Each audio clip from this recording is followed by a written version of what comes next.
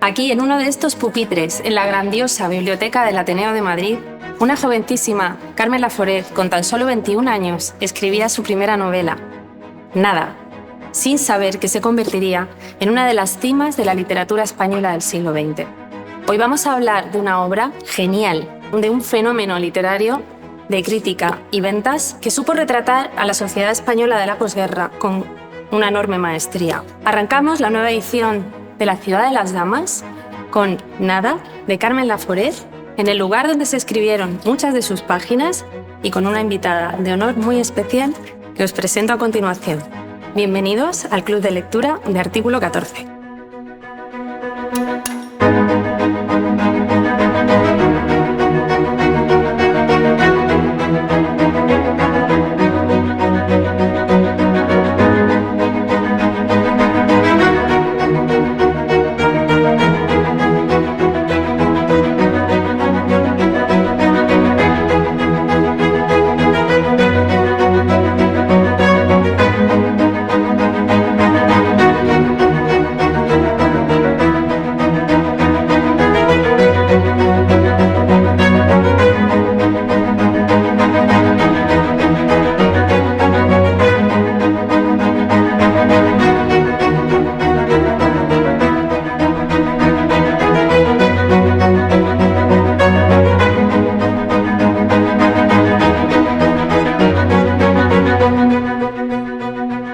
Pues como habéis visto, hoy arrancamos la nueva temporada de La ciudad de las damas en la grandiosa biblioteca del Ateneo de Madrid. Bueno, la segunda más grande de nuestro país, tras la Biblioteca Nacional. Y aquí, rodeadas de tesoros bibliográficos, vamos a hablar sobre Nada y sobre su autora, Carmen Laforet. Para comentar una figura tan relevante, tenemos hoy el lujo de contar con Marta Cerezales Laforet, su hija. Marta, muchísimas gracias por haber aceptado nuestra invitación. Estamos muy emocionados de tenerte aquí hoy. Gracias. Gracias a vosotras por organizar esto. Y también es un honor tener a Marta Sanz, vicepresidenta del Ateneo. Marta, gracias por acompañarnos. El Ateneo es una de las instituciones culturales más eminentes de nuestro país y además ahora trabaja en una iniciativa encomiable para situar a las mujeres como Carmen Laforet en el lugar de la historia que les corresponde. Marta, gracias por abrir Artículo 14, gracias a vosotras, puertas bicentenarias del Ateneo, ni más ni menos. Y por favor, cuéntanos un poco más sobre esta iniciativa a la que nuestro periódico se suscribe de forma incondicional. Muchas gracias. Bueno, yo lo primero que quería era daros las gracias y la bienvenida a todas al Ateneo de Madrid, a nuestra adopta casa. Hoy tenemos el privilegio de hacer este evento aquí, bajo el amparo de nuestra biblioteca, que es la joya del Ateneo, para presentar un acto que es una verdadera metáfora de lo que representa el espíritu del Ateneo. Pero en especial quiero dar la bienvenida a Marta Cerezales Laforet, y es que tenerte aquí hoy, Marta, con nosotras es como magia, es un momento muy mágico. Y como bien decías, Elisa, también quería hablaros de esta iniciativa que tenemos aquí en el Ateneo de Madrid, de las mujeres en su sitio, que empezó hace ya casi 3 años, que parte de la Junta de Gobierno que se eligió en 2021 y desde entonces venimos trabajando en esto. Y es probable que esta sea la iniciativa de la que más orgullosos nos sentimos. Se está trabajando para incorporar a ilustres socias en la galería de retratos y visibilizar sus grandes aportaciones. Aportaciones que estas excepcionales mujeres hicieron no solo en el Ateneo, sino en nuestro país. De paso, acabar con esta injusta anomalía, en la galería de retratos, como alguna de vosotros ya ha tenido la oportunidad de contaros, había 187 retratos hasta hace solo 3 años y solo uno era de una mujer, que era Emilia Pardo Bazán. Una situación inexplicable, ya que el Ateneo siempre ha sido un lugar en el que las mujeres han tenido su espacio, libertad y voz para desarrollar sus intereses durante los últimos 200 años. Por eso, hace ahora 3 años, Carmen Laforet se convierte en la segunda mujer en formar parte de nuestra galería de retratos, un acto con el que se pretendía redimir años de exclusión femenina en la galería. Nos sentimos particularmente orgullosos, ya os lo comunicamos en su día y hoy te lo volvemos a repetir, al colgar su retrato ya que entendíamos que era una deuda que teníamos pendiente. Pronto llegaron más, como Clara Campoamor, Carmen de Burgos o Almudena Grández, y seguirán llegando, porque faltan muchas. Sin duda seguiremos trabajando para que así sea. Y como os decía al principio, este acto es una metáfora de lo que representa el Ateneo.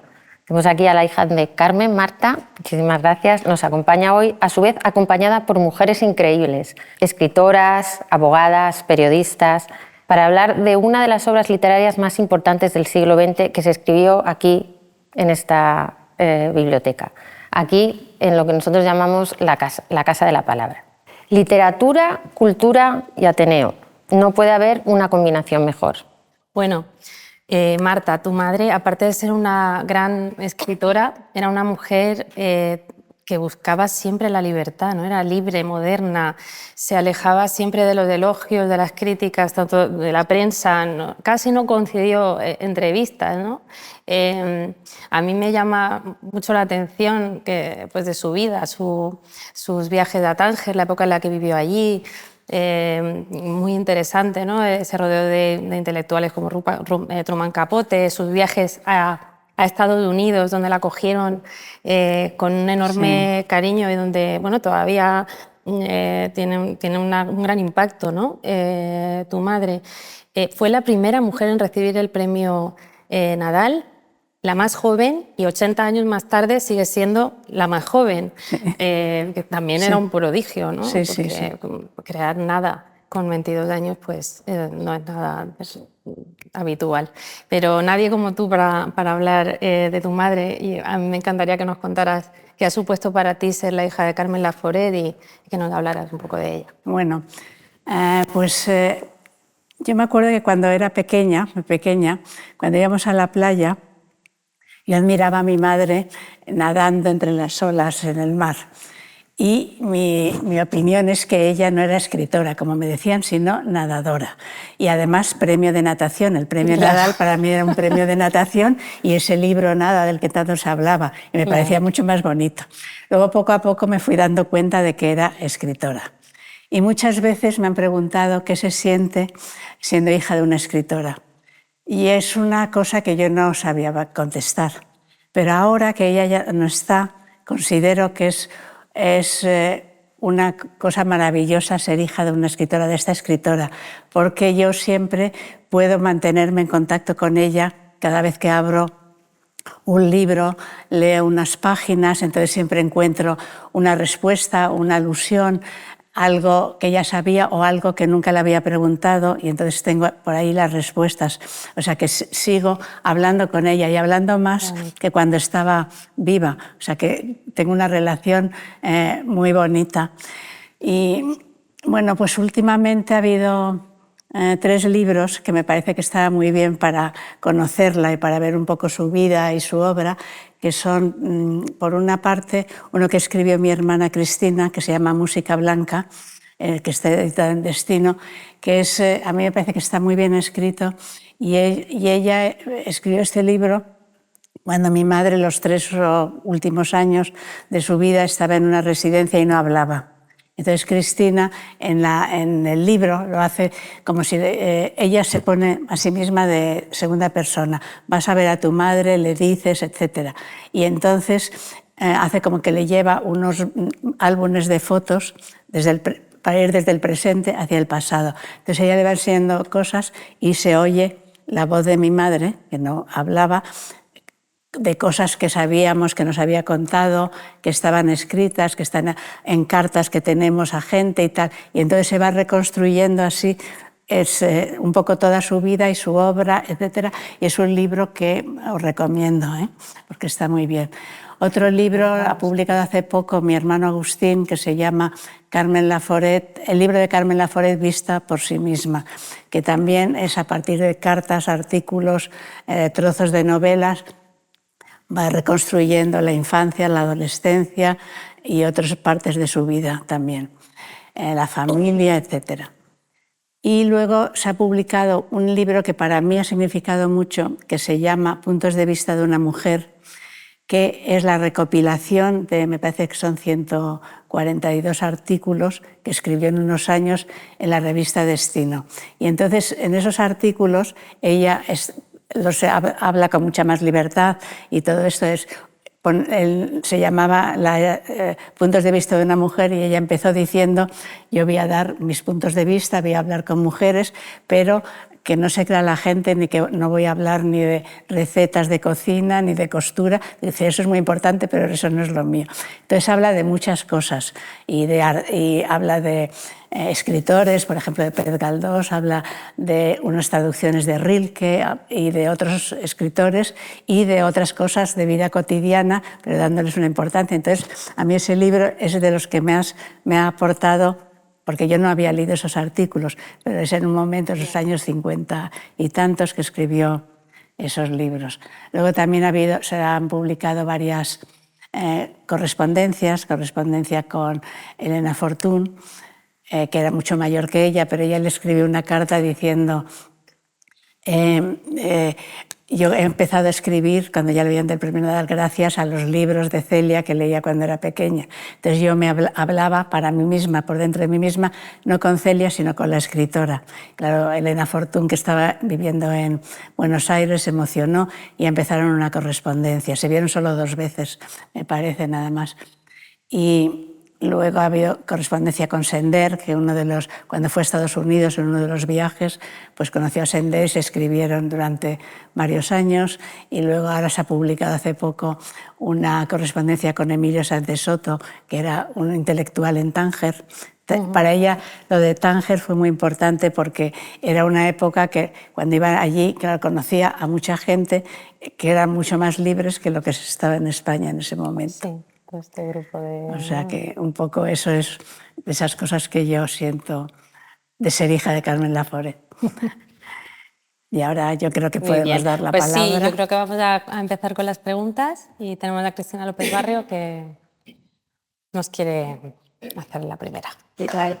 ¿Qué tal, Ona? Encantada de tenerte aquí, qué alegría que estés con nosotras y además en el Ateneo. Abro turno de preguntas y quería que nos comentases un poco sobre las críticas que tuvo la novela, ¿no? Tu madre tiene apenas 23 años cuando gana esa primera edición del Premio Nadal con su novela Nada, y tiene unas críticas muy favorables de Juan Ramón Jiménez, por ejemplo. Sí. Le escribe una carta muy larga, muy bonita, ¿no? Que dice una frase, además: le agradezco la belleza tan humana de su libro, que a mí me gusta muchísimo. Me gustaría que nos hablaras un poco de otras críticas que tuvo de otros escritores y periodistas, porque hubo muchos de ellos que calificaron la novela de autobiográfica, incluso que dijeron que una mujer solamente podía escribir de lo que le sucedía, ¿no? Y cómo le llegó a afectar todo esto que le sucedió y lo que se dijeron de ella, pues como escritora y también como persona.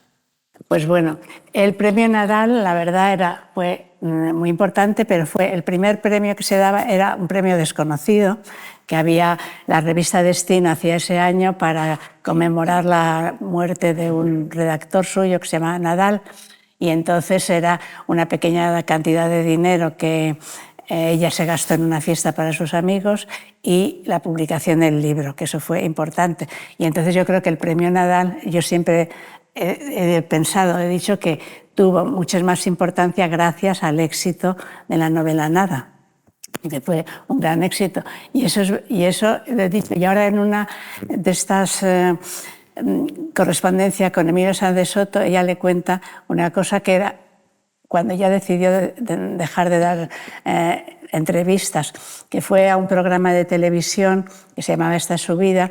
En ese programa de televisión creo que normalmente se abría una puerta y aparecía gente que era cercana al personaje que estaba entrevistando. Ella vino gente que no, casi ni conocía, y luego se le ocurrió decir lo que yo no sabía que lo había dicho, que digo yo, que el premio Nadal fue importante para ella, pero que la novela Nada fue importante para el premio Nadal. Y a partir de eso hubo un montón de cartas en los periódicos poniéndola verde, diciendo que era una orgullosa, que no sé qué, total, que ella dijo que ya no quería más entrevistas, porque además le hacían entrevistas. Yo me acuerdo una que tengo por ahí, que cuando escribió la segunda novela, La isla de los demonios, le preguntaban: ¿por qué ha tardado usted tanto en escribir una segunda novela? Ella contestaba: tengo 31 años, he escrito 2 novelas largas, 7 novelas cortas, no sé cuántos cuentos, no sé cuántos artículos de periódico, de revistas, decía el número. He tenido 4 hijos, otros a mi edad aún no han empezado, pero se les reprochaba o se les preguntaban cosas como: ¿qué prefiere usted, sus hijos o sus libros? Cosas que nunca le hubieran preguntado a un hombre. Y luego pues las críticas de Juan Ramón Jiménez, de Azorín, de Delibes, de todo. Esto fueron unas críticas muy buenas y de mucha otra gente, pero también hubo muchas envidias. Por ejemplo, pues lo digo porque era así, por ejemplo, Cela no podía soportar que dijeran que las 2 mejores novelas eran Nada y La familia de Pascual Duarte. Y entonces él, que era censor, pues una vez en la revista Ínsula dijo que no daba permiso para publicar un número porque en la última página había un cuento de Carmen Laforet. No por el cuento en sí, sino porque lo pusieran a ella. O sea, él tenía pues bastante envidia de esto. O sea, y ella pues escribe algunas cosas. Por ejemplo, le dice a Sender, por ejemplo, en una de las cartas: no se asombre usted de las malas interpretaciones españolas sobre la obra, las intenciones y hasta la vida de uno. Usted se ha olvidado que vivimos siempre en los pequeños reinos de taifas y que una persona que no está declaradamente en ninguno de estos reinos belicosos a la fuerza se la considera como enemiga de todos. Yo no soy luchadora, como tampoco soy trabajadora. Resulta que otros trabajan por mí interpretándome. Yo estoy curada de espantos y no me causa ninguna impresión nada de esto. Pero en realidad sí que le causa impresión y le costó mucho superar una serie de cosas de estas. O sea que estaba... Y lo de Juan Ramón Jiménez, sí.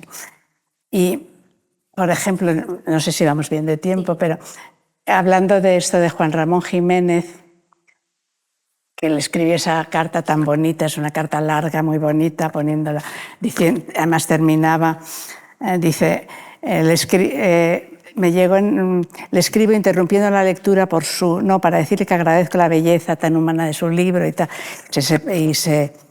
y luego se despide, es una carta larga, diciendo: bueno, Carmen Laforet, a ver cómo coge usted ese difícil Madrid en otra novela sin asunto. Siento mucho no poder hablar con usted, pero me parece que soy amigo suyo y seré su lector si usted me envía lo que siga escribiendo. Y adiós, novelista. O sea, muy bonito. Y entonces, para ver un poco cómo eran otros, hay una cosa escrita por Francisco Umbral cuando murió ella, que empieza, solo pongo... Y además leo el primer párrafo porque estamos en el Ateneo, porque dice: las progres de los 40 no se llamaban progres y se dividían en 2 bloques, las chicas Topolino y las progres. Estas últimas revoloteaban por el Ateneo de Madrid tarde y noche.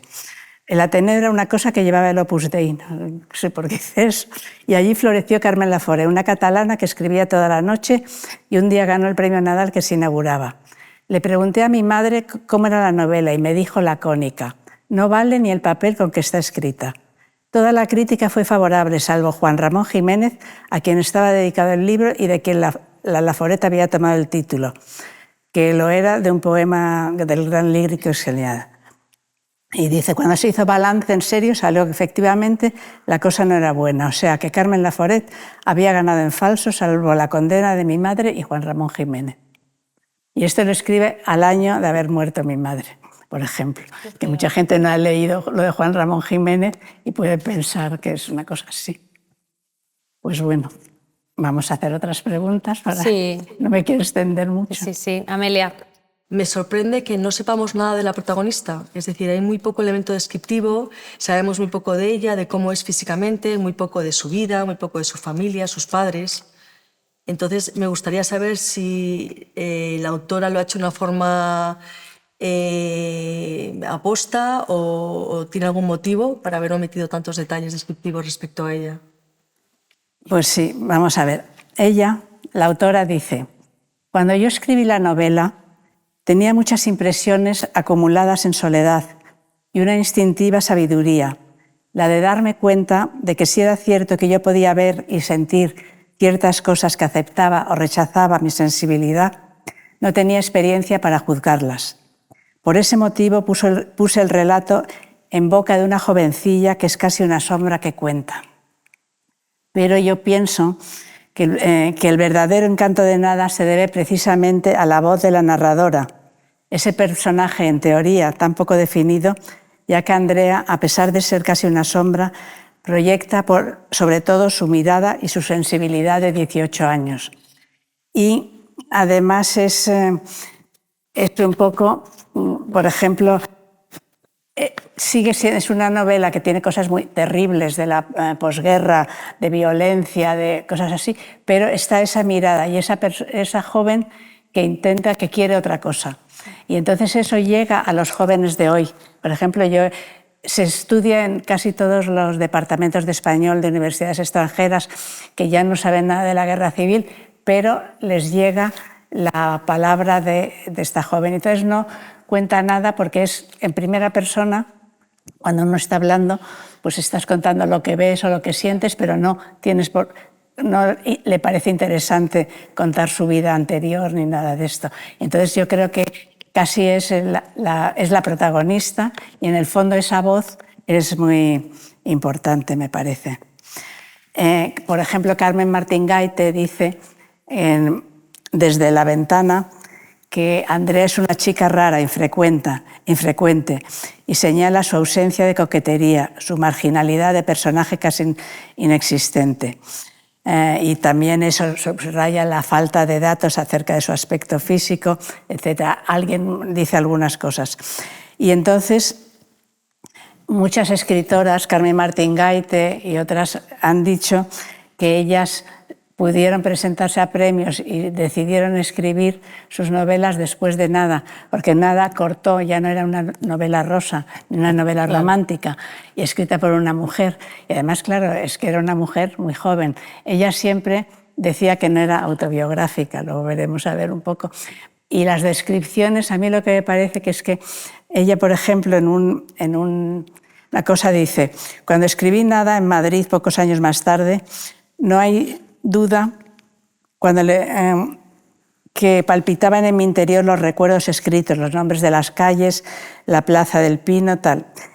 Como nunca leo mis novelas, después de escritas y publicadas, guardo mi voracidad de lectora para lo que escriben los demás. No es raro que al cabo de los años llegase a creer este último verano que podía dar una conferencia sobre Barcelona basándome en los textos descriptivos de la ciudad.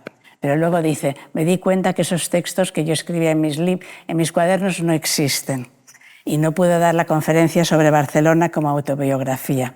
Sin embargo, a mí me parece que hay unas descripciones de Barcelona, hay algunas descripciones que además ella tenía 20 años, 21 cuando escribió esto.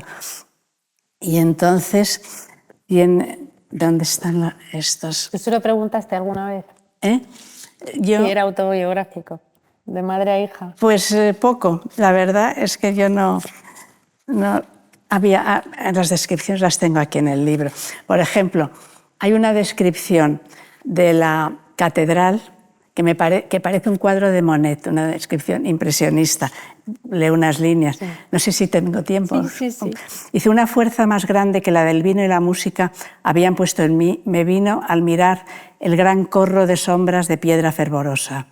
La catedral se levantaba en una armonía severa, estilizada en formas casi vegetales, hasta la altura del limpio cielo mediterráneo. Una paz, una imponente claridad se derramaba de la arquitectura maravillosa. En derredor de sus trazos oscuros resaltaba la noche brillante, rodando lentamente al compás de las horas. Dejé que aquel profundo hechizo de las formas me penetrara durante unos minutos. Luego di la vuelta para marcharme. Parece muy bonita esa descripción. Luego tiene otras descripciones, hay una que parece expresionista. Ya no es de una calle, es cuando llega a la calle Aribau, se mete en el cuarto de baño y dice, parecía una casa de brujas aquel cuarto de baño.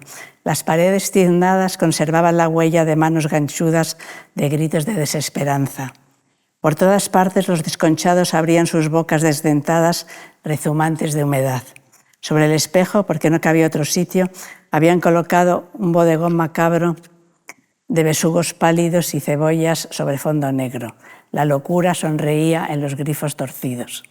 Que es un poco así. O sea, son descripciones de cosas un poco que tiene. Muy ricas. A ver. Pasamos a Antonia. Muchísimas gracias por estar con nosotras, Marta. Yo quería preguntarte sobre un par de barreras que para mí son fundamentales en la obra de Nada sobre todo. La primera es la de los censores de la época, que nos hicieron un gran favor porque no supieron ver ni el valor de la novela ni la capacidad intelectual de una mujer en esa época. Y aquí tengo que leer un parrafito porque me ha parecido brutal.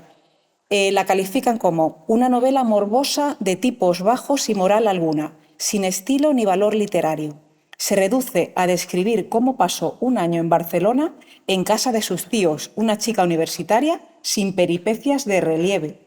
Creo que no hay inconveniente en su autorización. Sí, pues eso estuvo muy bien. Sí. Efectivamente, nos hicieron un enorme favor. Y luego la segunda está más relacionada con las barreras del edadismo, no en el sentido de una persona mayor como lo entendemos ahora, sino que para mí es un poco discriminar a cualquiera por su edad, y en ese caso por ser una persona joven y que los críticos consideraban como inexperta, ¿no? Y aquí me llama mucho la atención también una crítica de Azorín, nada más y nada menos, que dice que es una joven con vocación de hombre humilde y errante, y que una mujer que está en el inicio de la vida no puede escribir una obra magistral. Eso es ironía de Azorín, porque si lees el texto entero, todo eso es... Azorín escribió sobre ella unos libros, se llama, por ejemplo, Réspice a Carmen. Entonces es una cosa que dice, parece imposible, ¿cómo nos hace esto de repente? Una obra maestra, alguien tan joven que no podemos así, lo hace todo en plan un poco, por ejemplo, Azorín, en la crítica, no se puede publicar un bello libro, no es posible dar a la prensa una novela que viene a renovar la novelística, como la renuevan algunas otras novelas.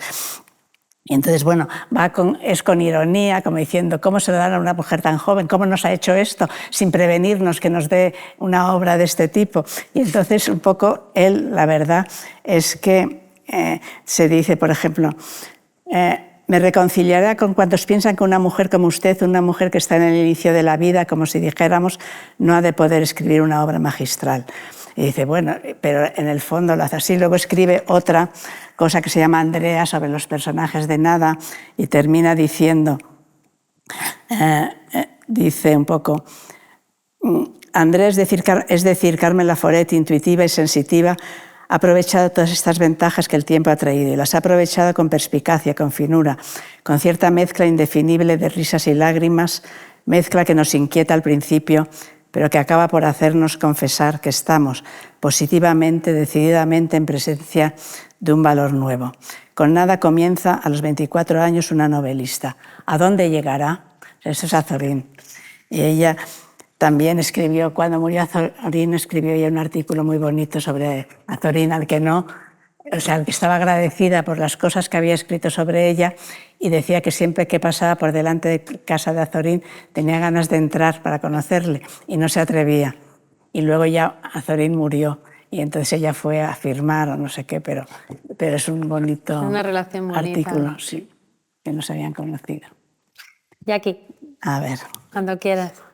Yo también quería sumarme, como las demás, a nuestro agradecimiento por contar con su presencia hoy. Es sin duda un lujazo en esta tarde contar con usted y un poco la visión, ¿no? que nos pueda de alguna manera contar la visión a través de su hija, un poco su prisma, ¿no? Entonces, a raíz de esto, yo también quería decir que el libro me ha encantado.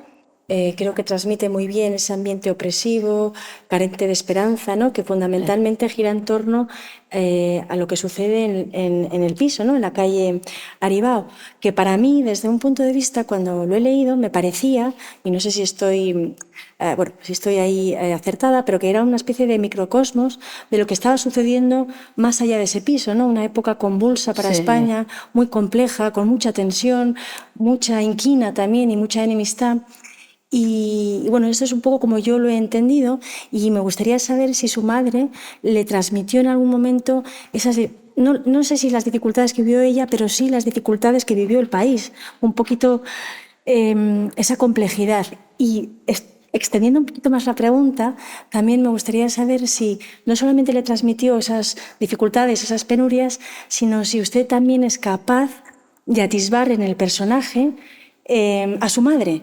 Es verdad que es muy escueta en sus descripciones, como decía Amelia, pero como también usted dice, esa mirada, esa sensibilidad que tiene la protagonista, no sé si logra identificar o ver a su madre en pequeños flecos o atisbos. Yo sí la veo. Quiero decir, ella siempre decía que no era autobiográfica la novela y no es autobiográfica directamente, pero sí que está su personalidad, aunque ella decía que ella era mucho más alegre y tenía más amigos que Andrea, pero su sensibilidad, lo que ve, lo que cuenta, yo la veo a ella. Y luego, pues lo de la familia, pues ella, mi madre nació en la calle Aribao y allí era donde vivían sus abuelos y allí es donde fue cuando salió de Canarias y fue allí a vivir. Luego algunas veces ha dicho, yo si llego a saber que tiene todo esto tanto éxito hubiera cambiado el nombre de la calle porque claro, allí seguían familia de ella. Claro.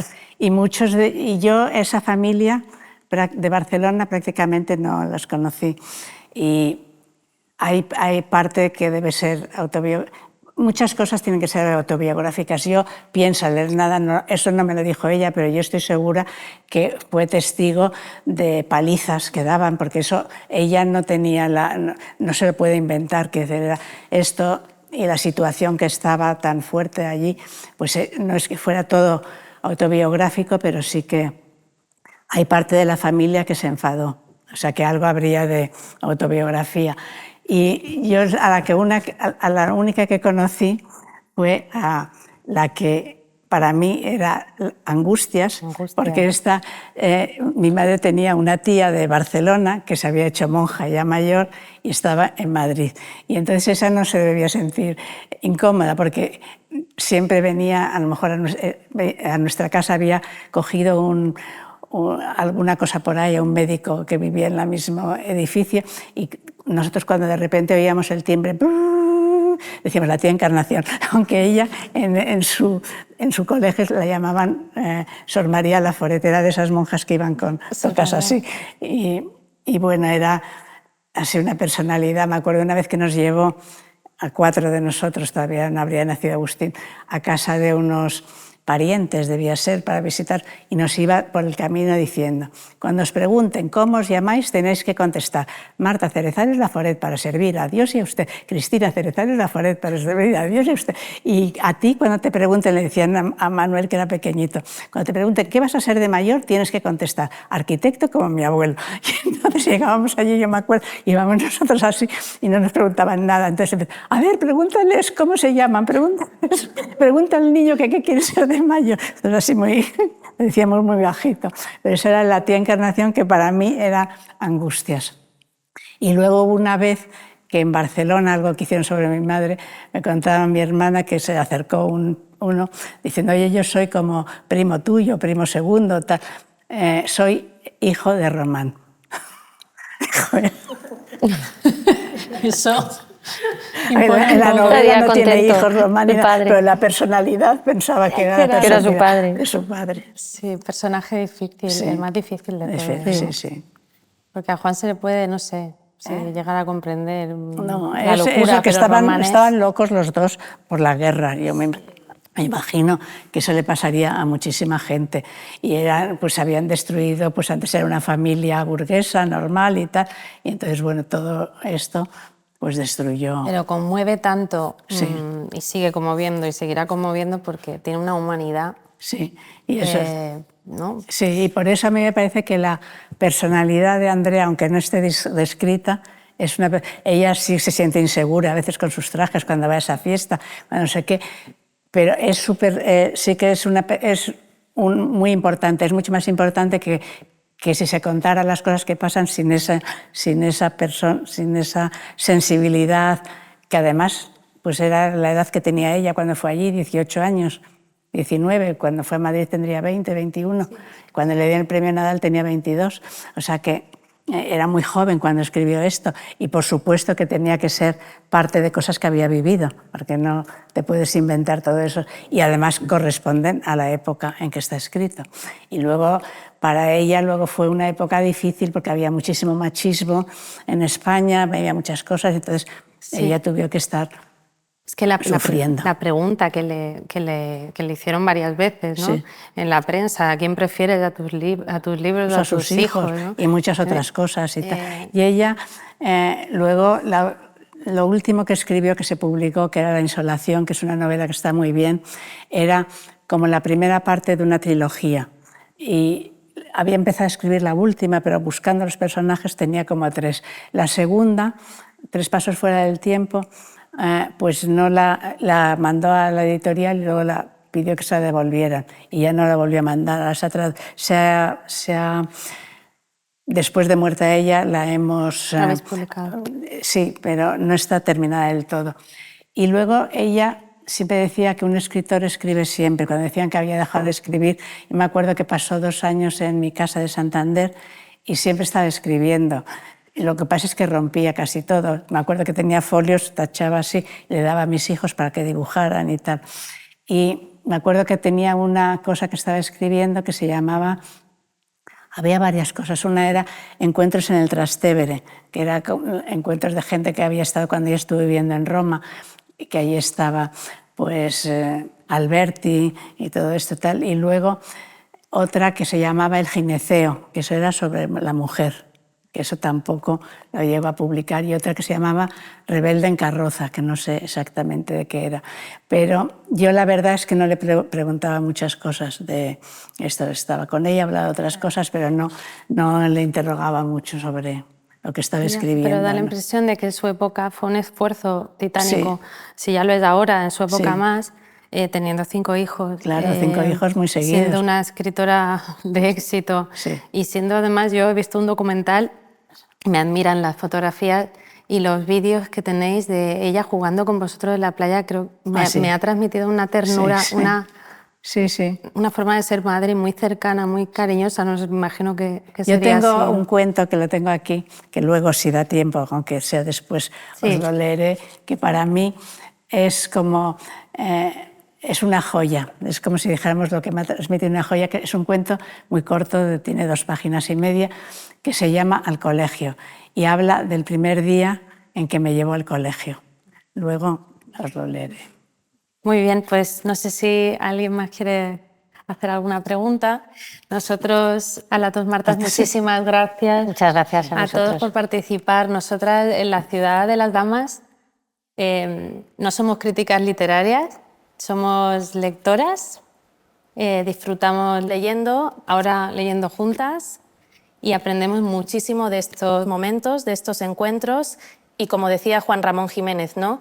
Agradecemos la belleza tan humana del libro de tu madre y de su hija Marta, que la ha heredado. Que tampoco hemos hecho crítica literaria, sino hemos estado hablando como lectoras y como hija un poco. Pues gracias a vosotras, a las 2. Gracias. Y además me emociona estar aquí en el Ateneo porque yo estuve estudiando siempre. Como éramos 5 hijos era muy difícil estudiar en casa y venía a estudiar en el Ateneo durante mi carrera. Pues por supuesto, era siempre tu casa. Sí, claro, yo al entrar digo, eso está muy distinto, pero esto de aquí es igual. Es igual, sí, está bien. Sí. Gracias. Pues nada, gracias a todas. Gracias a todas.